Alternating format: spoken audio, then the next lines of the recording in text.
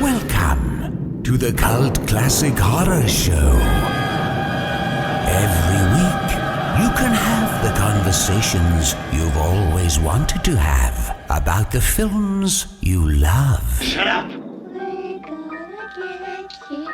We're gonna get you. Not another peep. Kinda Get rid of your distractions and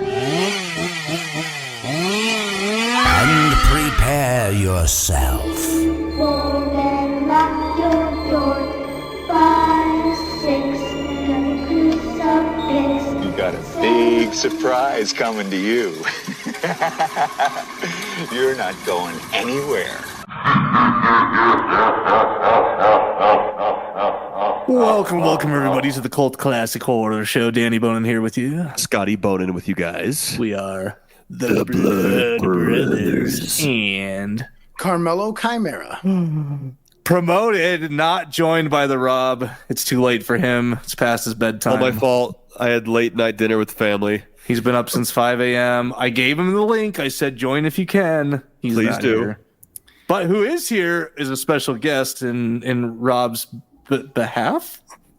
Mr. Jason Chawala, associate producer and many other things to Name the Demon, which we're talking about today. Jason, thanks for joining us. Yeah, Jason. I could be Rob Light tonight. Rob You Light. might remember Jason as our medical correspondent. Yes. Oh Yeah, Jason is our medical nurse on call. for Our the on-call segment nurse. for the segment Phone a Nurse. That's Yeah. right. That's right. Yeah, Yeah, you've been on the show. I think I did like 3 or 4 episodes with you guys where you guys called me at very random Yes. times. Yeah. Yeah, we talked about can you die with like an erection or can you? There's a bunch of things Yeah, we got a lot of good info, that we've gone over. I think something was like, can you like beat somebody off to death?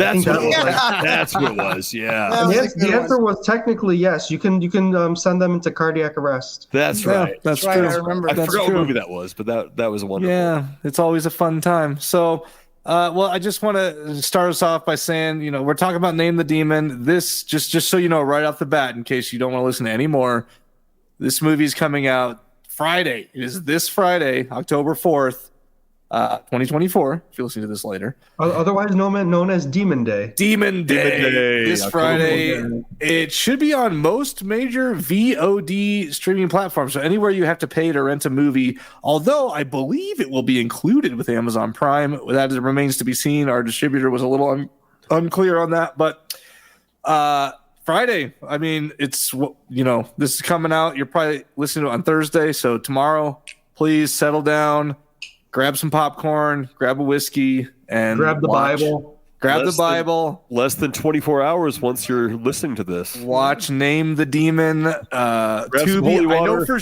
it's for sure on Tubi because Tubi you with can, ads, so skip it. you can go there now and you can see that it's already there and it's not out yet. So I know it's going to be there. Yeah, So, you could technically pre-order it on Tubi.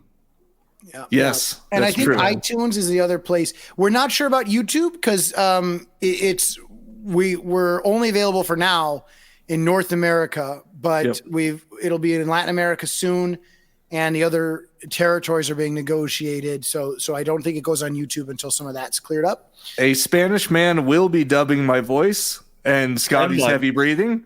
That's right. Everybody. Yes. How do you heavy breathe in Spanish? Breeze in Spanish will be in the subtitles. I do more than just heavy. I do more than just heavy breathing. No, I know. I'm just giving you shit because I know you're self-conscious about it. I'm very. He breathes heavy in the movie because of the prolonged sex scene that's got it. Yes. Yes. Will the dog barking in Spanish? Yeah. Oh yeah, absolutely. We don't want to give too much away. The breathing was from the director given hand job to hype him up before they called action. That's right. That's how I get my actors revved up for a scene. yeah. You're a very great Use the director. gun. I use my hands. So if you guys haven't been listening to this podcast, let me update you. We have made a found footage film called Name the Demon. Scotty and I are producers. We are in the film. Carmelo wrote and I guess co-wrote and co-directed along with his brother Nick Chimera, who's not joining us tonight. Jason, who is joining us tonight, helped with just a ton of things during the whole 7-day shoot and has done just the vast majority, if not all of the promotion so far. There'll be some more coming in. And it's so we're the team here to talk about how this movie was filmed, what it's about, why you should watch it, why you should be excited for it. And of course, we appreciate your support in checking it out as well. Yep. Now we have done, I'm sorry, I'm rambling on here. We have done a film together before called Sin Eater, in case you haven't been listening to this podcast. Go check that one out. It's always available on Amazon and other platforms.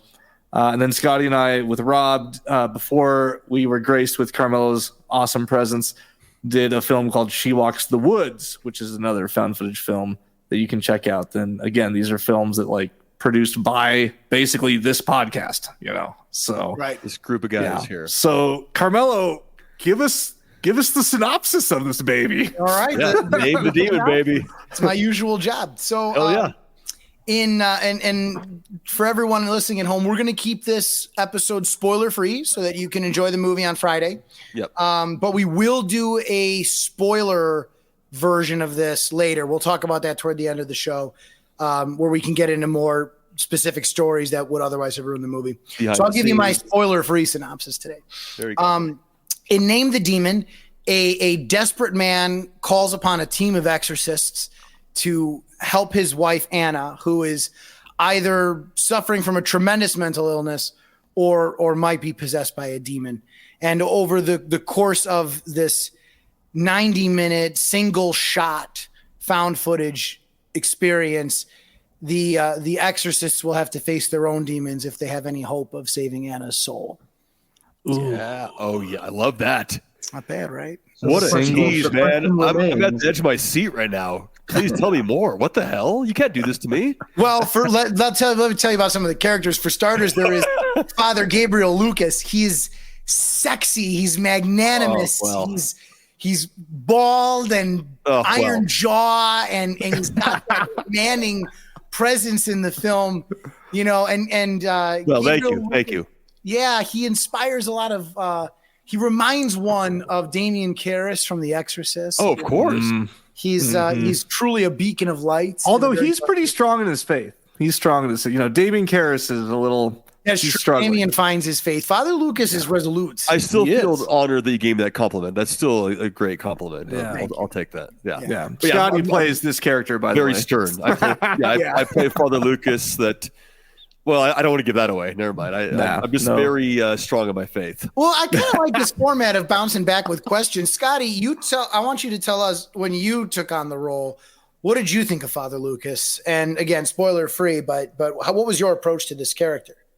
Oh yeah, man. I mean, it was like you wrote the script and you kind of had me in mind for the Father Lucas priest, who's kind of the he's kind of the assistant to Father Matthews, which is played by my stepdad, Scott Moore.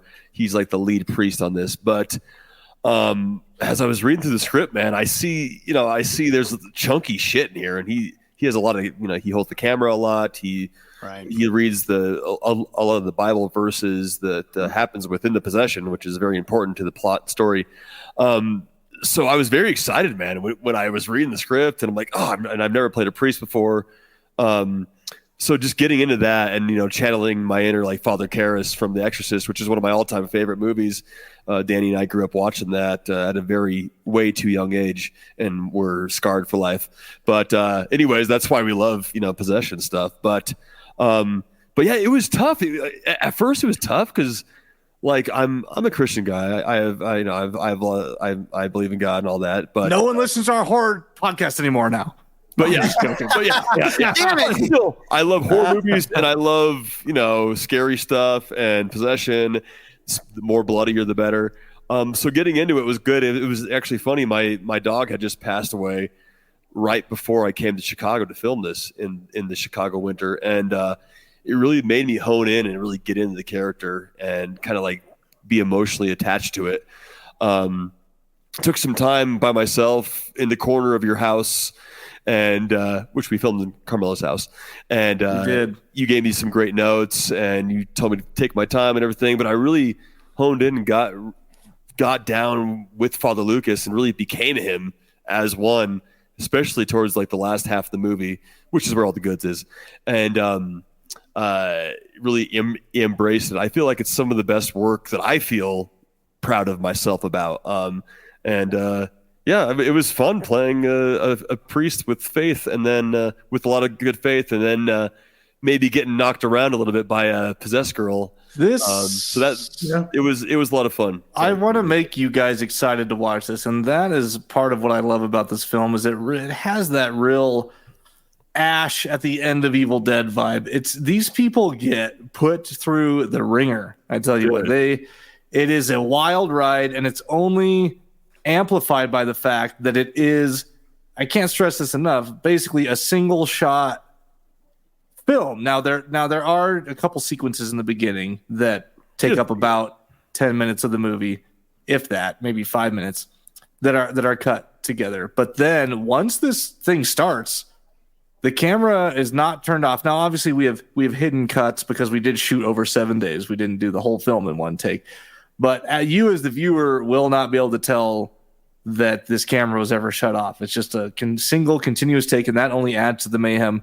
I'm going to throw it over to Jason because, first of all, Carmelo and I have done a couple interviews, and Carmelo a few more. And the thing that keeps coming up is the brilliance about the battery on the screen. Yeah. And Carmelo keeps saying it was Jason's idea. So that's the truth? Yeah. So Carmelo and I had met with the screenplay in hand, and we just kind of discussed, we just kind of went over the fundamentals of filmmaking. And as we were going through it, I just kind of reminded him we need to add, there's so much happening, but we need to add just one more piece of urgency so that for the speed in which this movie occurs at, we want the viewer to feel like they're in the driver's seat and they have no control of the car, Yeah. Right. And I just came up with the idea this is a found footage film. It's portrayed to look like it's been recorded with a camcorder. So why not include a camcorder element of the battery? And why don't we have the battery's percentage slowly wind its way down as the film goes on? And you don't notice the battery right away, but then suddenly it's you look and you go, 50%, 20%, 10%. Yeah. And you're just you're getting anxious, whoa, what's going to happen? Are they going to change the battery? Damn it. Yeah, it's because really every movie has that. Every great movie or suspenseful movie has that countdown. Oh, completely. It's just in this movie because it's presented in many different ways. Yeah. Oh, there's the big game is coming up, or the big dance is coming up, or the whatever the hell the thing is that's driving that tension. A deadline. There's always a deadline of some sort. Some kind of ticking time bomb. And here it's that battery because it works so well, because what makes this movie special, right? If we're trying to say, look, you got to go see this. And of the things I've done, this is the thing I'm most proud of. And that's because me too. What makes found footage and it makes me so happy to hear whenever everyone else who's involved says that, because we know we did something special. Oh yeah. What makes found footage special is it kicks down the wall between reality and fiction. And for me, the fact that this movie is in real time and is a single continuous shot makes it more real. No one edited together this found footage. The camera starts and this movie doesn't end until the camera's dead. Yeah. And so the battery symbolizes exactly that, this continuity. And so when you think about that, that's what's so crazy about real time. These characters start off like any other characters in a movie. They're ready for a fight. And by the end of it, it's the whole world is in tatters, and so much can change in 90 minutes. Yeah. And it fucking does. It's really the movie starts with, this is a movie, and by the end you're like, what the fuck just happened to me? Yeah. Talk about. Oh no, go ahead, please. I actually love how you talk about how it's so real, feels like real life too, because you knock down the barrier of you're not acting in front of the camera. It feels like it's actually really happening. For the camera, I'm walking around doing this. I almost feel like I'm myself trapped in this house as a priest that I am a priest now, and it seems so much more real, and entranced into this, not even as a character, but almost myself, just like I'm actually a priest, and I thought it was happening. I thought it was funny because Jason here is dealing with a lot of our dealing with all the social media and commenting on things. And by the way, if you need more legitimacy to watch this film, we're at almost 1 million views on the trailer across all social media, and a bunch of horror influencers have picked it up and been promoting it. And I was just one of them more recently had about 500,000 views on their reaction video to it, and I was looking at the comments, and Jason was in there answering them, and there was a lot of work. There was one or two people that were thank like, you. did it really happen? Is it real? And Jason will comment. He's like, you have to find out.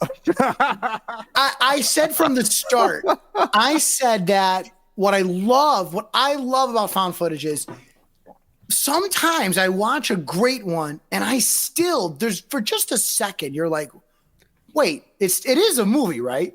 Yeah, exactly. And I thought that's magic. It fucks with you. It does fuck with you. That's why I love found footage. Yes, I love it. It's fucking fun. And so I thought if I could give you that feeling for just 1 second, the whole thing would be worth it.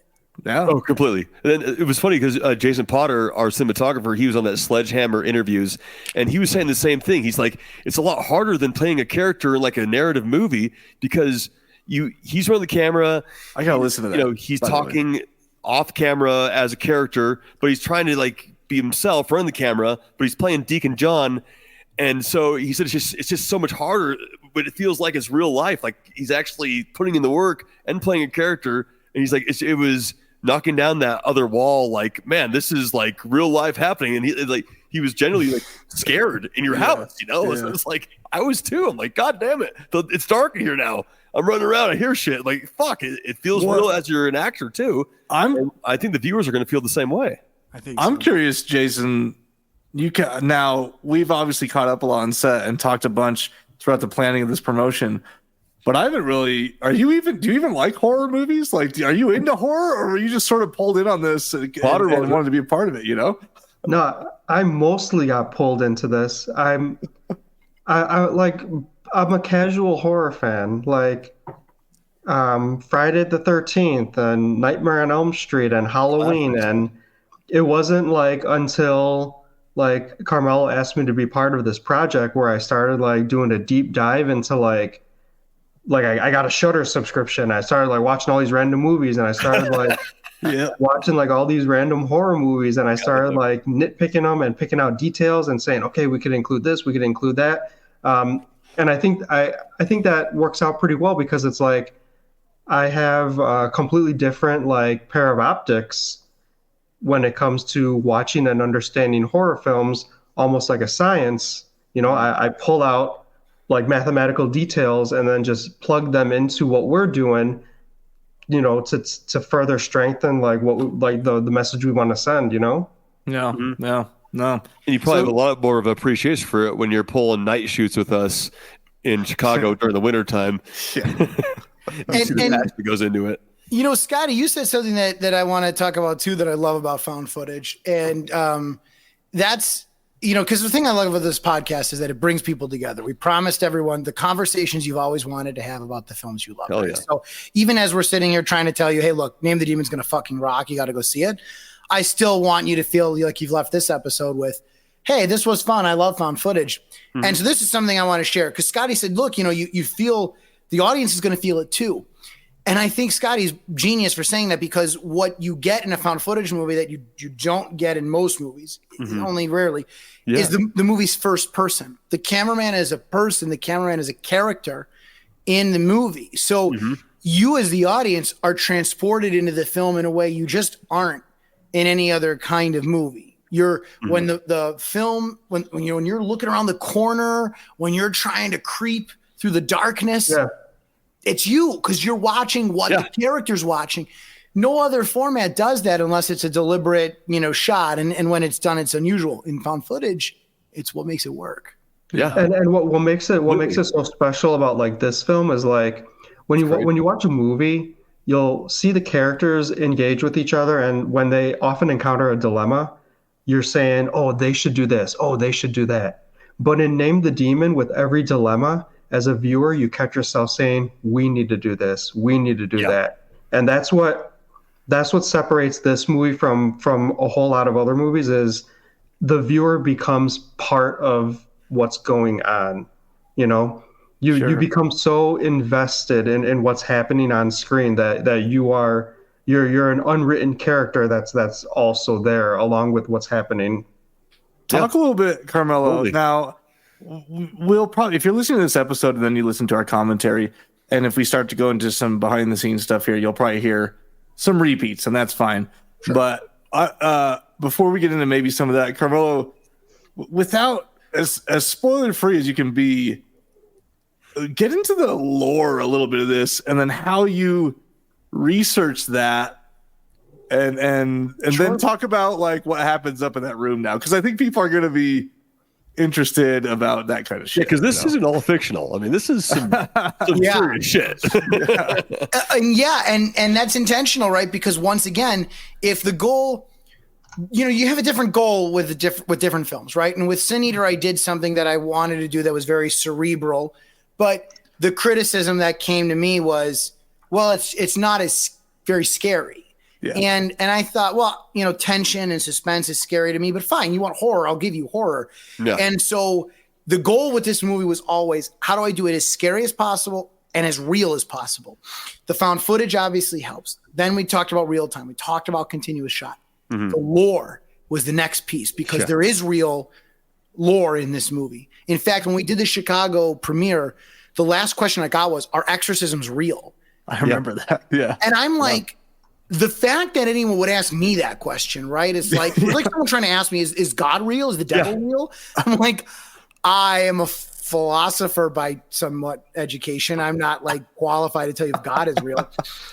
And that's what I brought into the film. So I had heard, that the number of exorcisms in the country was on the rise. And when I looked into it, and the movie starts with these very real facts. But in 2018, there were so many requests for exorcisms that the Vatican held a 2-week conference in Rome to train new exorcists. And this is real, right? This is real. This is fact. This happened. And I contacted the local chapter of the International Association of Exorcists. Really? So that's a real organization. Oh yeah. Oh, I didn't even know that. It's in the film. IAE.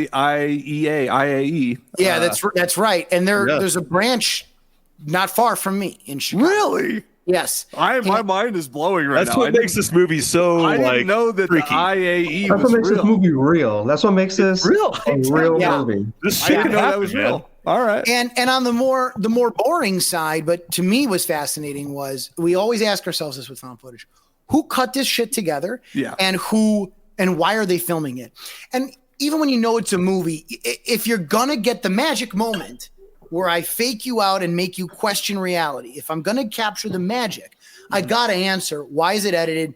Who filmed it? Yeah. And so I used my experience as an attorney in this particular matter, but there is an actual exception to the hearsay rule in court, right? You can't introduce evidence that's hearsay.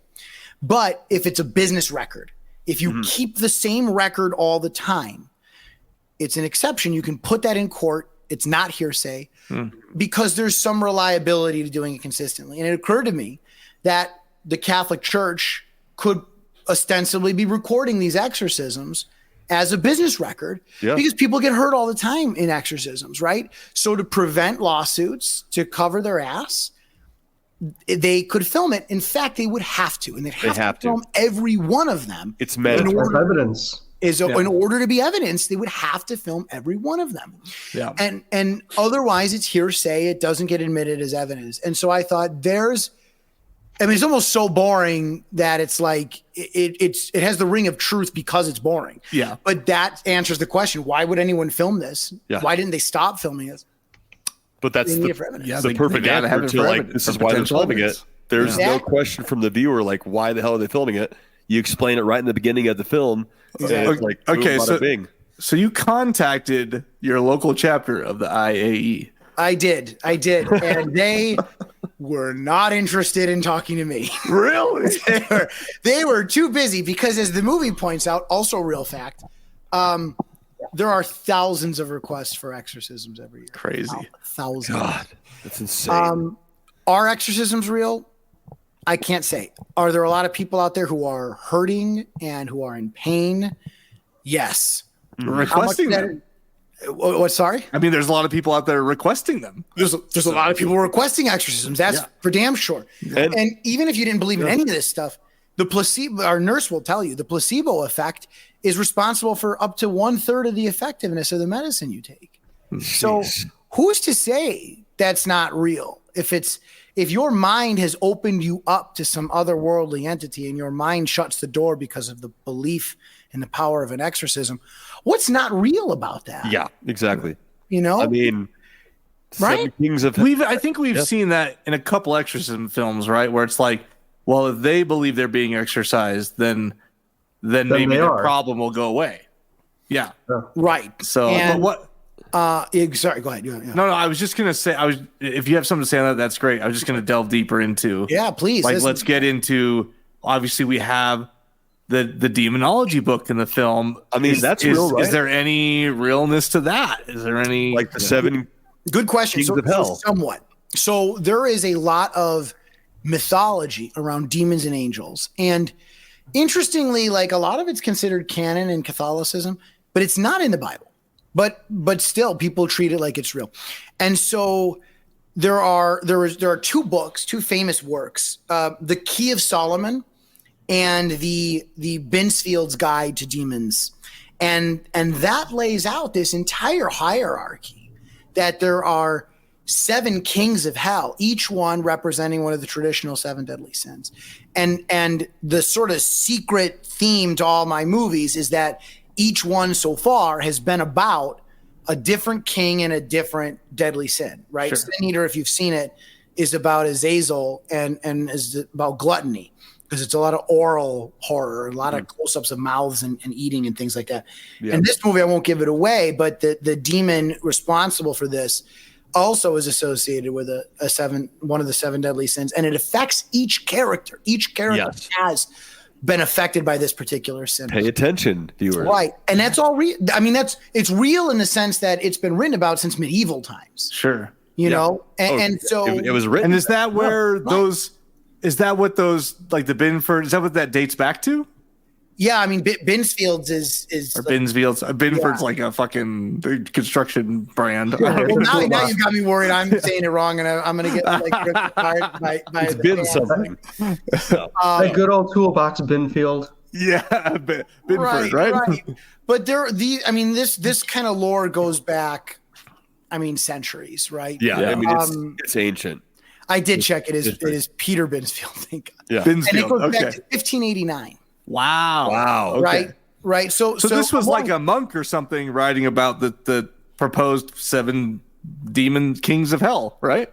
Yeah, he was a bishop and a theologian, and he wrote this out, and it's like wasn't a work of fiction, so it's really kind of weird, and I don't know if it's sort of like his personal philosophy or whatever, but then it became an accepted part of the lore.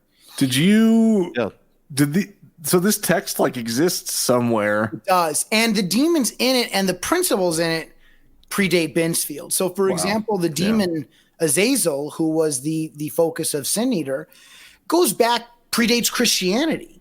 Yeah. Azazel has been around since the pagans worshipped Azazel before Judaism and concurrently with Judaism, and then eventually made its way into Christian theology. Yeah, this is pagan time, like 400 AD, or even before that, even before. Yeah, exactly. I mean, even before the birth of Christ. Yeah.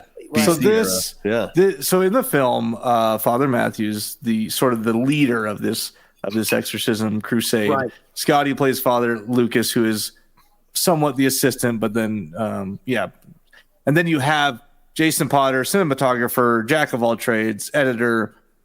He plays Deacon John, who is sort of the glorified youth pastor that is there to document. He's a tech guy, but he had to come from the church, right? Right. And Exactly. So Which we all have a turn with the camera though, which is a beautiful thing. It's true. The camera gets passed around. You get to see everybody. It's not like it's the same camera Yeah, person you the see whole Deacon time, John. You see Father which is Matt. great. I think actually. Oh no, I do hold it at You the see end. a I nice was going little to. injury too. You do.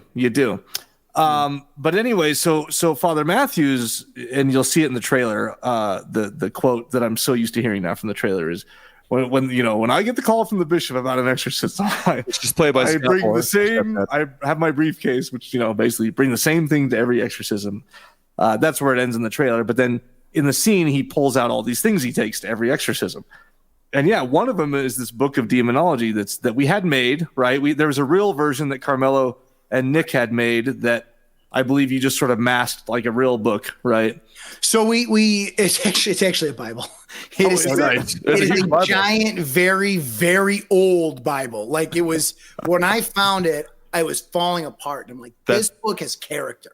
That Wow. thing's awesome, man. Yeah. Yeah. Well, It's like a brick. without giving a spoiler, it is then used as a weapon in the end, and as a physical weapon. And the amazing Joe Castro, who did all of our practical effects, I believe through a version of it that you could hit someone with together safely in an hour, right? Within an hour. He said, Like "Where's a the full garbage?" demonology book within an hour. Yeah. And for some reason, I have a lot of spray paint, so he produced a book that looked damn near identical. It was That's amazing. You have a ton of spray paint that I knocked over in the basement when I was reading you'll it. see that. So It's this, because I paid action figures. This is a good segue. Let's spend a minute talking about how fucking great Joe is. you're and how not huffing paint in the basement, right? Yeah. I was gonna I'm not huffing it. No. I was going to finish off that thought though with please, yeah. the Book of Demonology is sort of maybe the on-screen version of the real life, like Binsfield demonology, right? I mean, Right. It's the representation of it. And in the with the a way movie- cooler name. Right. In the movie, And we look. present it as like, hey, this is the Catholic Church's guide, and it's never reprinted and it's passed down. Yeah. That part is maybe a little embellished, but Sure. the idea that there are these real guides out there, that really interested me. And it also occurred to me that, maybe there are some tricks of the trade we don't know about. So Yeah. I felt it was appropriate to take that license. But And before we move on too, do you now in the film it's obvious in the beginning / midway through that Father Matthews is he's taking the exorcism seriously, but there's specifically a part real quick. It's like an off to the side part when they enter the room and he's like, "Oh, you're in the wrong section. Like we're not dealing with like these big guys. We're dealing with this other thing." right. And then it turns out we are dealing with like one of these fucking big head Right, one of the honchos. heavy hitters. Exactly. Yeah. The mob boss of demons. Exactly. So I Gotta mean, make it racial with me, don't you, Jason? Yeah, yep. Gotta Hell yeah, Italian. was that sort of pulled from just your imagination, or is there some truth that like these demons have way more power and there's underlings and all that stuff? That part is part of the lore, right? So the whole idea is that the first demons were fallen angels who with Lucifer waged war on God. And most of what Catholics consider canon there, it doesn't come from the Bible. It comes from John Milton's Paradise Lost, which describes in detail the fall of these angels and who fell. And so these are really the lieutenants. These are Satan's, Lucifer's lieutenants here. And then underneath of them are all of the scores and scores of demons, Yeah. If in my personal philosophy is that all of this is really trying to tell us that as human beings, as people who can choose, you can be a demon or an angel, that you can be elevated to this perfection or you can descend into the depths. And so, I don't know what demons are, if they're inhuman entities or if they were human entities, but that's how I see it. Is you've got these angels created directly by God, but then you have these scores of their soldiers. Yeah. So one of the things that occurs in the movie is there are symbols, and I won't say how they appear, but there are symbols, and They're awesome.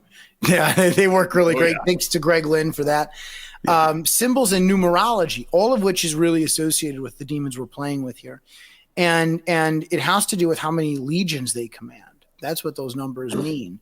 So yes, to answer your question very succinctly, yeah. I haven't heard you specifically say that because I've heard you answer that question at Horrorhound when in the Q&A and then in Chicago and on another podcast. I didn't know that was the number perhaps of legions that they commanded. That's right. That's pretty cool. I'm kind of getting creeped out here in my room here. It's like dark behind here. I'm getting. Well, you want to get really creeped out? Damn. Let me tell you something creepy. So in the movie, as part of the exorcism, we recount the very famous battle between Jesus and the demon legion that he exorcises. And this is from where the movie gets its name. I never told anybody this, but this is what happened, right? So in that scene, Jesus says to this man who's possessed by a demon, he says, "Tell me your name." And the demon says, "We are legion, for we are many." And what's interesting is everyone reads that as the demon's name is Legion. But actually, if you think about how powerful the name is and why Jesus asked for it, the demon has very cleverly avoided Jesus's question. Because a legion is a group of soldiers. And I believe a Roman legion was 5,000. Wow. Yeah. So the demon might be saying, my name is Legion. He might also be saying there are 5,000 demons in this person. Oh God. But either way, what he's done is he's very cleverly, without avoiding the command of God, he's avoided giving his name. That's why the name of the demon is so fucking important. Yeah. And this isn't me out.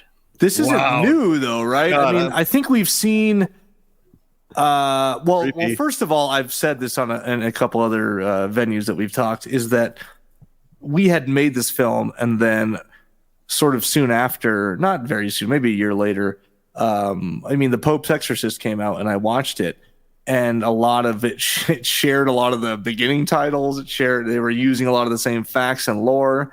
And I don't know if they specifically used this in that movie. I think they might have, but there's been other Exorcist or possession type films where it is at least stated that the name of the demon has power, right? I mean, I think we've seen that somewhere else, right? Yeah, and I'm not sure what other films we've seen it in, but it is biblical. And there's the reason there's similarity between some of the facts or lore we use in the Pope's Exorcist, and for that matter, every exorcism movie, is because I didn't invent most of this. Most of this is what some people believe so much that they'll call the church and beg for an exorcist, right? Yeah. So this stuff is real in that sense. It's real in that it exists outside of this film and affects people's lives, you know? Yeah. So it's a great question. As far as naming the demon goes, the important thing about it is there's what they call a truth in the poetry. And that's the kind of truth that you don't get with literal words. And what does that mean in English and not egghead?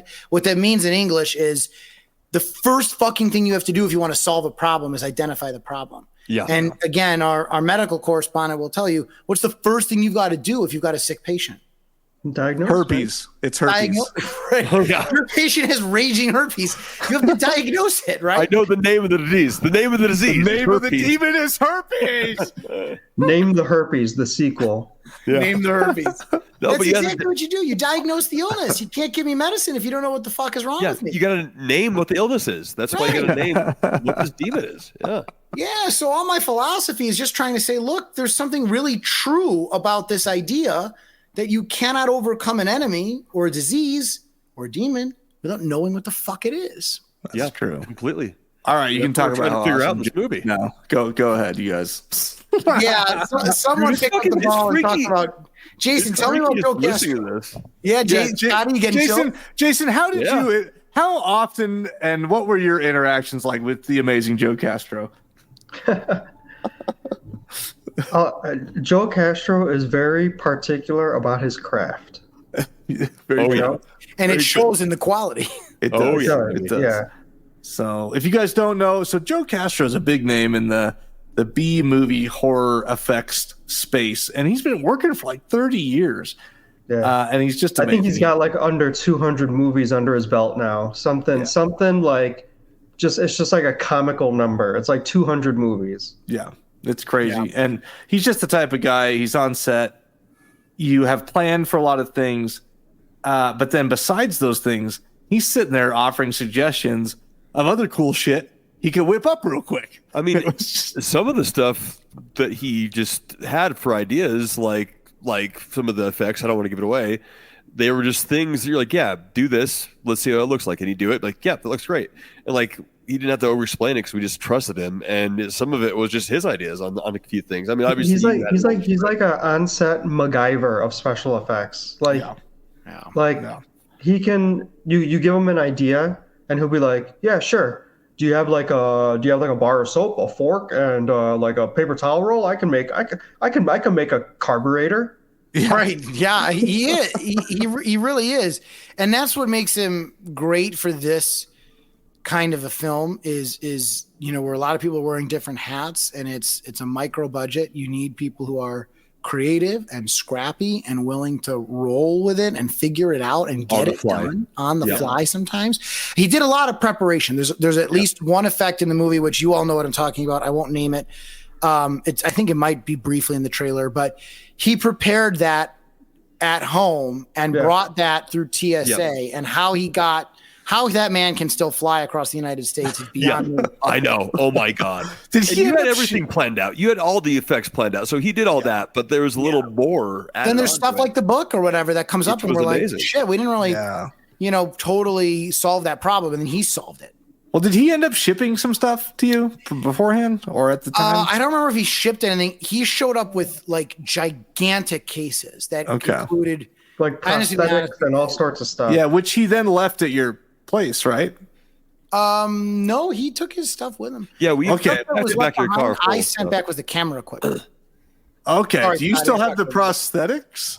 No, he does. He can. Oh, okay. Yeah, he's got them in his workshop. Yeah. Nice. And he did share an awesome post. So I mean, that's no spoiler there. I mean, he shared an awesome post of Jason Potter with a nail sticking out of his eye, his tear duct. So yeah. That happens. Yes. and Joe it really happens. Yes. So we do like the effects. So this is going to be more of like I mean, the regular Exorcist had some effects, but this has a little more effects, a little more blood, a little more gore than your typical possession movie. Which give me the blood. It's Halloween. Come on now. And so I think that really stands out for this movie too, which you guys will see in the trailer. You'll see a little more graphic blood. What gets thrown against the wall in the trailer? Who knows what that is? It's there's a lot of Easter eggs there, and not too sickening gross though. Like my wife liked the movie. It's just the right amount. I love how many Easter eggs are in this film. If you are an eagle eye viewer at home, like watch this film and then watch it again frame by frame and pay attention to like things that are happening in the background. Pay attention to some certain nuances. You're going to discover something new every single time you watch it. Pay attention to the lore. True. Especially if you're the kind of person who's listening to this podcast who loves horror and wants to talk about it. Like, have fun because we've thrown in. I mean, we're horror nerds too, so we're throwing everything we can into the back. There's things that we didn't even mean to throw in that other people now interviewing us that have seen it have been like, I saw that homage to this, and we're like, oh shit, I guess it sort of was, huh? Yeah, true. Yeah, it's true. See, sometimes you just do things in second nature thought without realizing like it's a part of something else that's just part of your foundation, you know? Yeah. The more we are delving into this, the more that it is harder to talk about a lot of the behind the scenes stuff without having spoilers. So I like the track we're on because we're talking about a lot of the lore about the movie, how it's made, the story, not giving too much away. So it is turning out to be, it will be very different. So guys should definitely join us for the live commentary, which we'll be doing. Yeah, it's a good segue. So something we want to talk about is that we're going to do a Kickstarter. And we're going to kickstart the Blu-ray release, right? So this movie's got great streaming distribution, but we frankly have just, of all the hundreds of thousands of people who viewed the trailers, people keep asking us, is there going to be a physical release? Yeah. So the answer to that is sure. If you want it, we'll do it. So we'll do a Kickstarter where you can get the physical Blu-ray, and we're going to launch that on October the 29th. And that day we're going to do one of our live, or that day or the day after, we'll do one of our live commentary episodes. I was going to say that, like, we could sort of talk about it as being that day now, but we could powwow about that and maybe we'll decide that a Friday night is better. I don't know. So, oh yeah. If the fans are like, hey, we'd stay in on a Friday night and watch this with you. Yeah. Yeah. So that week that we launched, let's just say we're going to do a live episode with you, and we'll take your questions on air, and we'll give you the spoiler behind the scenes of the movie and watch it with you. And hopefully you'll join us for that and for the Kickstarter for the Blu-ray release.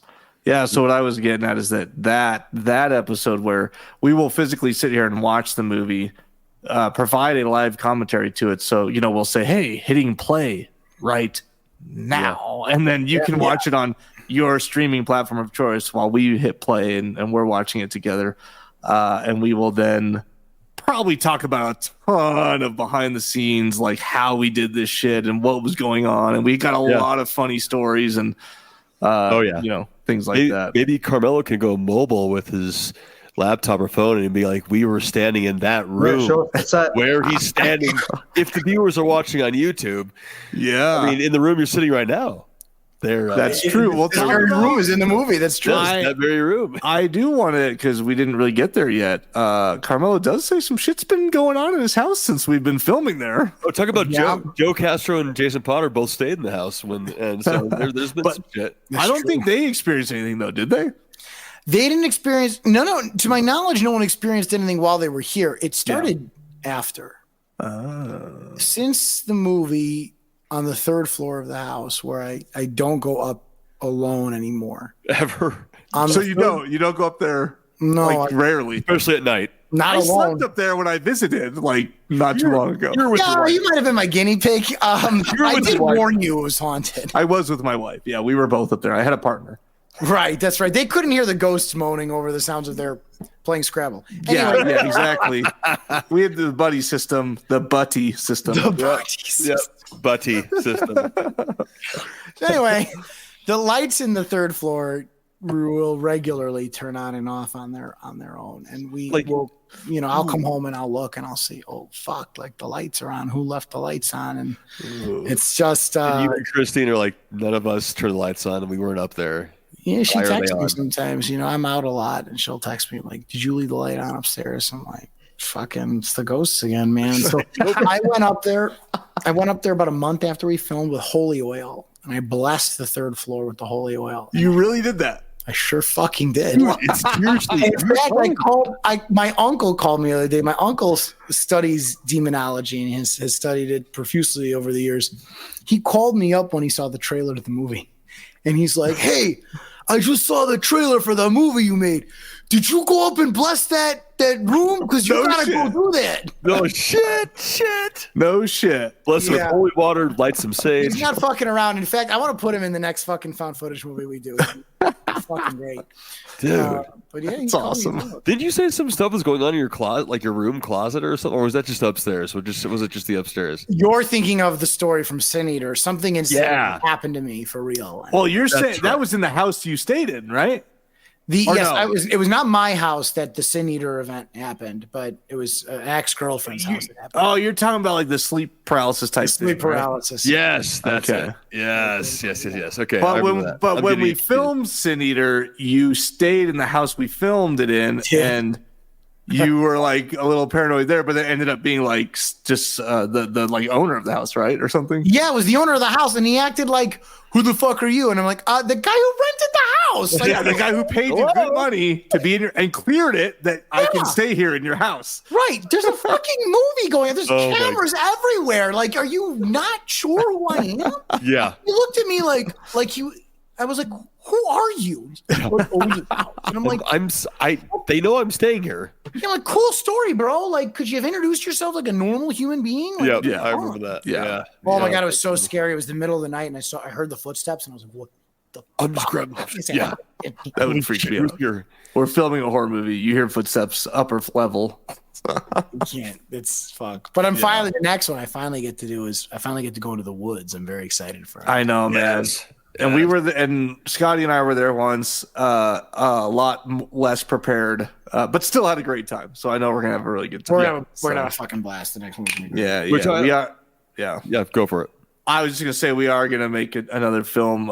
It's sort of on the docket for next year in the summertime, and we'll see. It's gonna be our biggest budget yet by far. Yep. And it'll be the best of both worlds because it'll be the close knit group and creative get or doneness of Name the Demon, but it'll be on a scale closer to Sin Eater. So hopefully the combination of quality and grit will make you a real fucking great movie that you're gonna Scale closer, but definitely. a little bit higher of a tier. Should we? I do want to touch on before we just a couple more things about this film. Not some behind the scenes stuff, but not giving away anything. So, for instance, how we even decided to make this movie, and then some of the prep work and just some of the cool things that we might not get to in the commentary. I'm trying to think of things that what are we not going to get to while we're frantically trying to talk about scenes as they happen in front of us? As they happen live, Yeah, and of course we'll probably do some amazing add-on commentaries that will be included in that Blu-ray if you guys will sort of follow the Kickstarter, because we're not even, Jesse's not on this right now. She's probably not going to be on that live commentary. Potter, who has edited the whole thing. I actually did just a plug. Jesse and I did a podcast a couple days ago, The Evil Deaths. If you look them up, The Evil Deaths podcast. I've actually guested on there a couple times. Scotty, I don't know if you made it. Did you ever make it once, Scotty? I might have done one with you guys. I don't think you did. We talked about the band. Rob's guested on it, so you guys should check them out. I did one with the band, and but anyways. Okay. But yeah, there's going to be a lot of cool stuff on the Blu-ray. And then Potter just did that Sledgehammer one, and which I need to listen to. Sledgehammer Horror is awesome. Did one too. Ken over there is awesome. I did an episode with him years ago when he just started, or a couple years ago, and they're really blowing up now. A really awesome husband wife duo. But no, I was just. Yeah, go ahead. I was going to say the idea for Name a Demon, it always comes from the best spot, is in the hot tub time machine. Hot tub time machine. That's right. That's. I like to tell people that's the room where it happened. Then as Hamilton. Yeah, exactly. Whenever Scotty and I and Carmelo, and if Jason Potter happens to be there, sometimes he's there, sometimes he's not. It's always at least the three of us. We will. Scotty has a hot tub. Carmelo has a hot tub. I have a hot tub at my house. Does Jason have a hot tub? Do you have a hot tub, Jason? No hot tub. We all like whiskey / scotch, and we all like cigars. And so we'll just get in the hot tub with a whiskey and a cigar. And 4 hours will go by in the blink of an eye.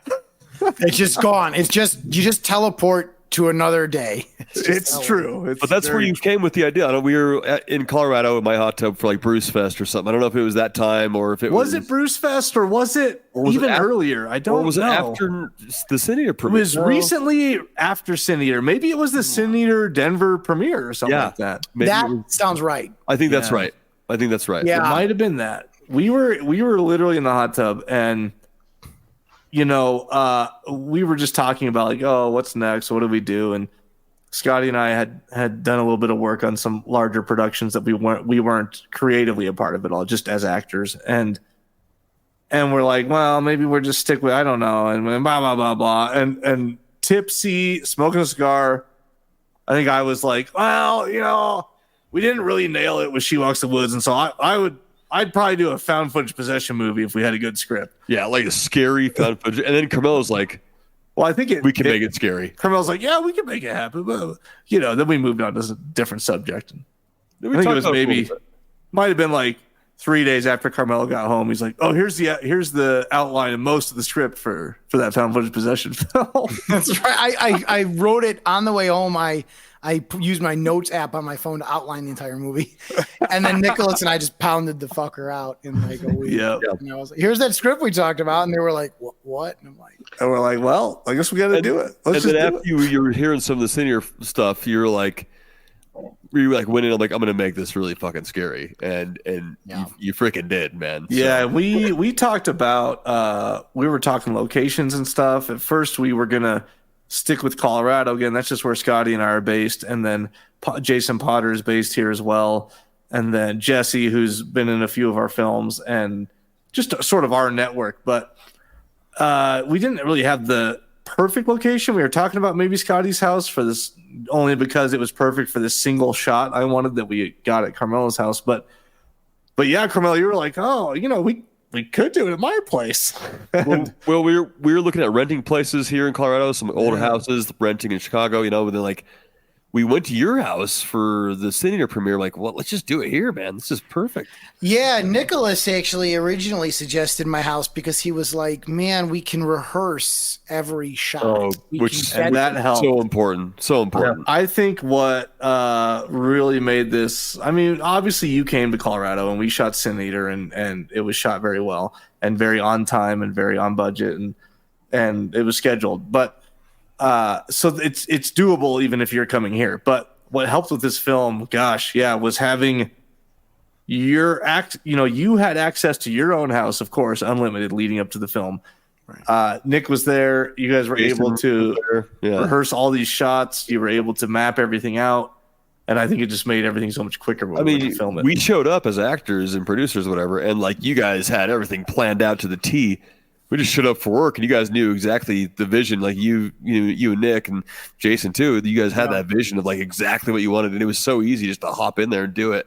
Yeah, and it was kind of cool. It was wintertime in Chicago, so it gives you that like cold isolation feel, which you guys can see snow in the. Yeah, and it was really added to the movie, doesn't it? It really added. And to the movie. For the scenes where we go outdoors briefly, it happened to be snowing that night. Yeah, so that was a happy accident.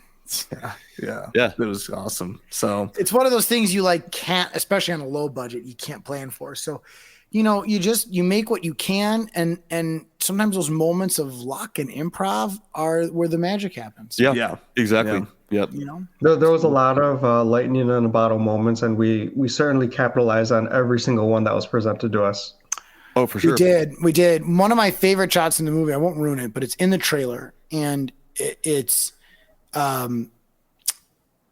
just, we planned the shot, we blocked the shot, but then it happened, and right in the middle of it, the water splashes onto the camera, and it was all an accident. And I was like, chef's kiss. Yeah. Perfect. I think I remember at first you're like, let me look at that. I don't know what, and then you looked at it like, oh my God. Yeah. I was like, oh shit, that's cool. I didn't think of it while we were blocking it. It didn't occur to me, but then it just happened. And it was like, wow, I'm not sure I could have made it happen on command. It just happened on accident.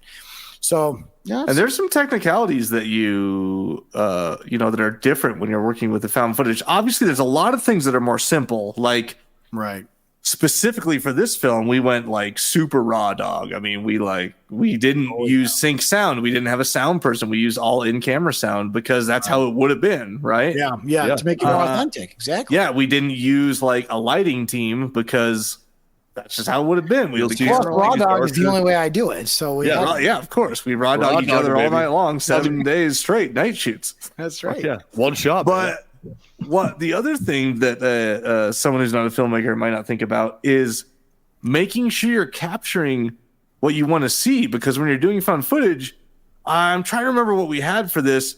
Did we have the tiny little, like, what were we monitoring with? Do you remember? We had a remote monitor that I could hold. Okay. So we did have that, and it was great. And we were just did we have that the whole time? We did. Range most of the time. There were many times we were like hiding in a bathroom while you guys were filming. Yeah. Because that was what I was going to say, is there's not a lot of range on that monitor, so it was we would be basically behind the camera with it, and which isn't I guess that unusual for most films. But what, in terms of what you're trying to say, which is capturing what you want, it's my favorite thing about having made a found footage movie was that in a found footage movie, it all looks like they're just holding a camera and you get whatever bullshit you get, but it's only accidental in theory. In reality, those shots are rehearsed and planned to get the great shots that you want and still make them look natural and accidental. And that's so magic. I mean, you'll see like the room's dark. You get a dark camera, and you the lights on. You'll see the camera, the screen's light. So it's all very pertaining to whatever room you're in, very real and very the ambiance is there. That's where we were standing filming. So Yeah. Well, I think you were talking about She Walks the Woods. The monitor went out a few times, and what I'm recalling with She Walks the Woods now that we used 3 different cameras actually, and specifically one of the cameras had to have night vision. Like when you just write a script, you're like, oh, this is now they're using the night vision camera, and then you don't realize that like the only cameras that have night vision are like camcorders from the early 2000s. Right. They just don't make the cameras don't just have night vision on them. You know what I mean? Yeah, it's just not real. It's just not real. Yeah, it's not really that real. So And that was something we addressed in this movie was it's not common to have the time and date stamp on your recording either. But that was part of the business record thing. He says that at the beginning. He's like, make sure you have this for in case we need a time and date stamp. Right. So right off the bat, that's the first thing he says. Yeah. But to finish the thought, in She Walks the Woods, the night vision quote unquote cam was older and had no ability to hook to a monitor. And so that's when we were doing the whole record it, watch it back on the fucking flip out screen. So we didn't quite have that issue with this film. Luckily we did use like a pretty basic camera that does well in low lighting, just a Sony like photographer's camera, an A7. But they luckily make some attachments where you can have like a remote about the size of like a iPhone Plus screen, that you're looking at. So yeah. And since you mentioned She Walks the Woods, I've often said this to you guys in private, and I love the chance to say this, publicly for the moment. There are things about it that you guys are really hard on that I liked, and one of the things about She Walks the Woods that is, first of all, the effects in the movie are great. That said, we all know Joe would have, really rocked that shit. But the effects in that movie are great. There's the scalping scene that I just love. The thing about She Walks the Woods that is both good and bad is that it does actually feel like found footage. Like a lot of it really does feel like you guys just recorded, what was happening, because that is what you did. Yep. And that lends authenticity. It does make it feel like it's found footage. So that's, in that sense, it's a good thing. In a pacing sense, it's slow. Yeah. And so that's because you didn't really have a script. You've talked about this publicly. This was an outline that you guys were winging. Yeah. And that's, so it's all, it's hard. A script is paced and it's outlined and it's broken down. Yeah. So that's both good and bad about She Walks the Woods. And that's what's distinct about this movie. She Walks the Woods feels real because it really was. It really wasn't a scripted, rehearsal. Yeah. And so Name the Demon is much more scripted and tries very hard to capture this is real, feeling. So for sure. Those are my, and take that good, bad, and different on She Walks the Woods, right? Yeah. 100%. And maybe I have a little more distance than you guys do to comment on it, I think. But when I think about Name the Demon and I see the hype and I think about, I've rewatched it now several times at film festivals and I'm like, man, it fucking works. It's fucking good. Every time I watch it over and over again, I'm like, I was first critical about it when I first saw it, even before all the effects were done, the sound effects. Then I watched it at Horror Hounds. It's like, damn, that was better than I thought. Then I saw it at the premiere in Chicago. I'm like, fuck, that's pretty fucking good. That's pretty scary. I'm an over critic. Like I'm pretty hard on myself, and I wasn't too hard on myself, and I thought it was. I think it's a good movie. Really good movie. It's going to be the most terrifying movie that everyone watches this year. It's just look at the library of films coming out in October and November. We've been getting feedback about that, and of course scary means different things to different people, but I think in general we again, I've talked about how Carmel and I have done a couple interviews. We've talked to some people that have seen it. And of course, at first, we just didn't really know what to think. When you create something, you were there for the whole process and you've seen it in all these stages. And it's hard to really be, objectively judgmental about it. And so when people started coming to us saying, wow, like I had to, it'll be in this trailer that we're sharing some short trailers on social media to build awareness, and we have some quotes from some of these other podcasts and outlets, and they're saying like, I did check my bed, all the rooms in my house before I went to bed because I was so fucking scared. And it was like, it's just one of those films that did to these people like what the first viewing of Paranormal Activity did for me, and some of these and Taking a Deborah Logan, where if you do watch it by yourself in the dark, last thing at night, you might have some nightmares when you go to bed, you know? Oh, yeah. It was so funny. Like after we watched the premiere, Liz, my wife, she was like saying she had trouble sleeping a little bit because she was like thinking about the lore and stuff, and like even though it's me on screen and seeing people that she knows, and it was funny. Like the next morning, my wife and Danny's wife were just talking about the movie together, like the backstory and this and that, and two girls that don't love horror, they just love it because we like it, like getting into the movie, and I'm like, look at this, look at this. It'll be awesome. From the feedback I've been getting, and then when I watched it again recently, it's like, it has the potential to get under your skin. People, nothing against. It's just a totally different movie. Like Terrifier 3 is coming out soon here, and there's all this hype about that, and I'm actually glad. The second one was great, and I love them. They're like the most fucking graphic movies you've ever seen so far. Right. But people calling it like the scariest movie, like that stuff to me isn't scary. Like that's very graphic and gory. Yeah. It doesn't scare me. You know what I mean? It's just it's like a visual just smorgasbord. You know what I mean?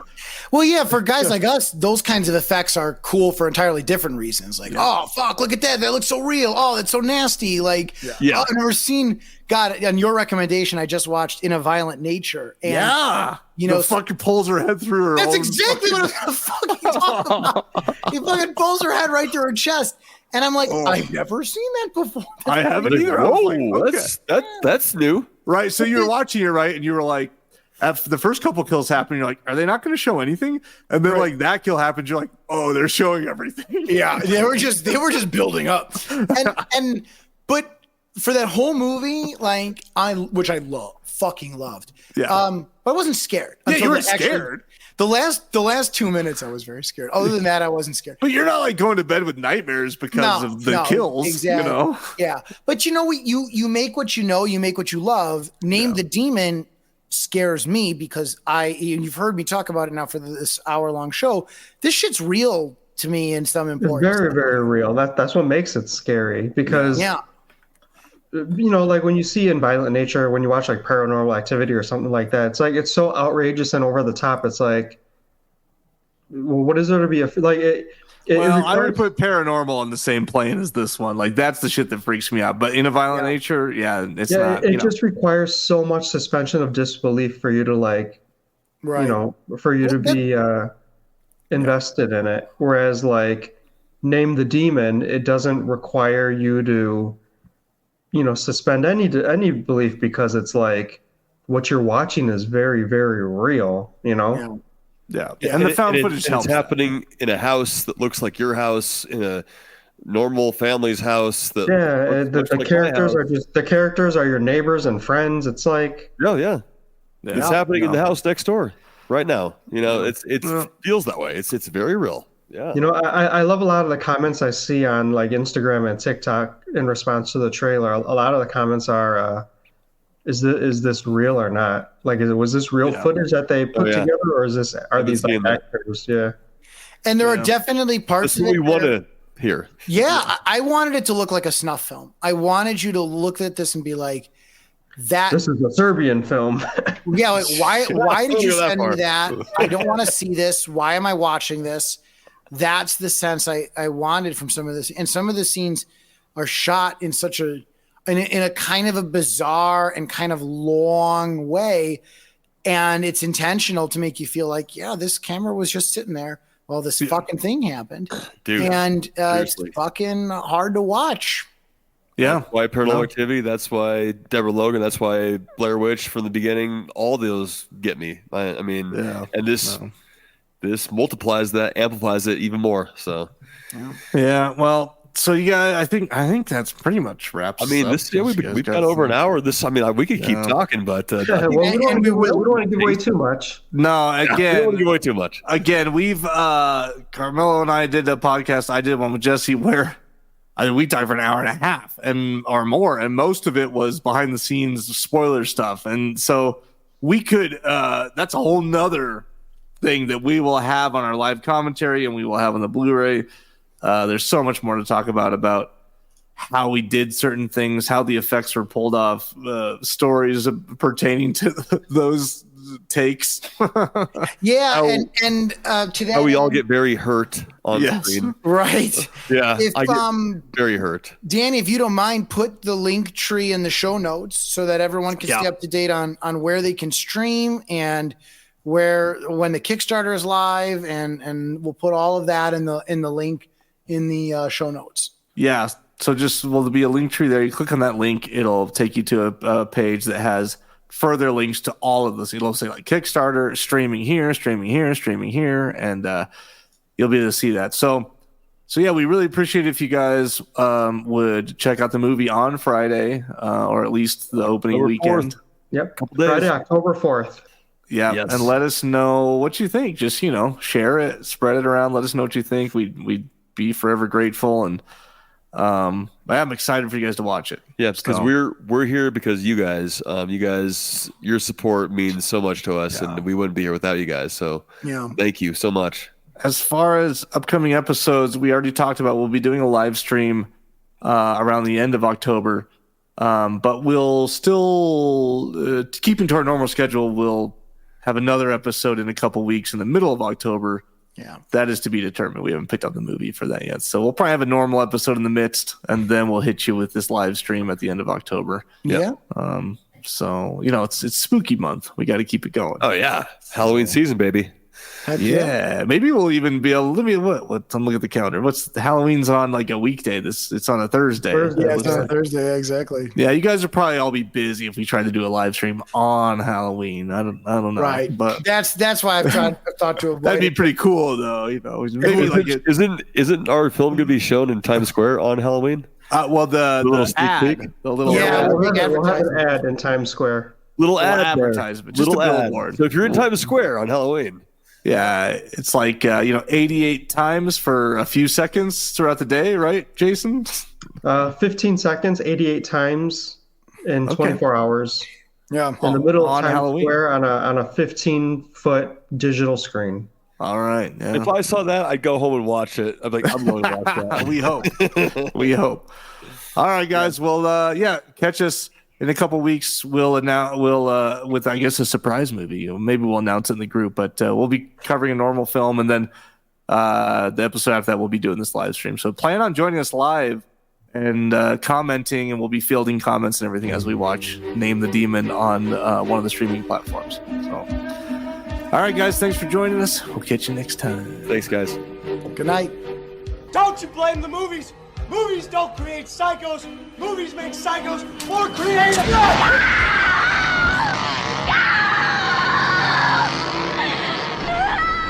Oh, yes.